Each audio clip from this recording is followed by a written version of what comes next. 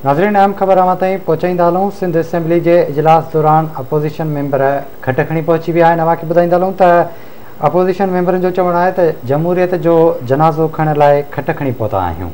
अवांखे update कंदा हलूं। Breaking news आहे त सिंध असेंबली के इजलास दौरान अपोज़िशन मेंबर खट खणी पहुची विया आहिनि।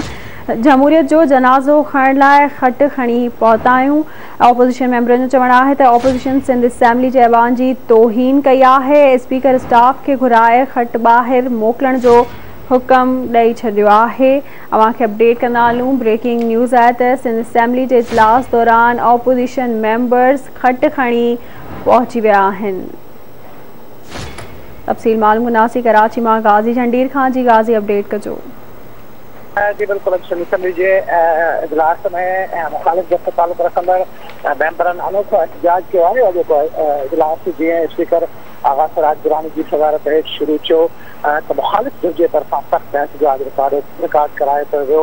मुखालिफ धुर के तरफा हलीम आदिल शेख ऐं तहरीक इंसाफ के ॿिनि मेंबरनि जो मौक़िफ़ हुयो त ही जेको इजलास हले पियो सिंध असेंबली जो बजट जीअं मंज़ूर कराई रही है वो ज़ाब्तनि जे ख़िलाफ़ आहे। अपोज़िशन के मौक़ो न पियो ॾिनो वञे पंहिंजो मौक़िफ़ पेश करण जो। इन दौरान तहरीक इंसाफ जा MPAs ऐवान के अंदर खत खणी आया ऐं खत रोस्टन जे आॾो रखी करे उनखे जनाज़े अलामती तौर पे ऐवान जे जनाज़े जो नालो ॾिनो। तहरीक इंसाफ के MPAs या उन सां गॾु MKM थोरे GDA जा मेंबर भी शामिल हुआ। उनजो मौक़िफ़ हुयो त अॼु सिंध असेंबली जे ऐवान में जेको जमहूरियत जो जनाज़ो आहे उहो पियल आहे ऐं ही जेके असेंबली जे कानून आइन ऐं ज़ाब्ता आहिनि उन्हनि जो जनाज़ो आहे।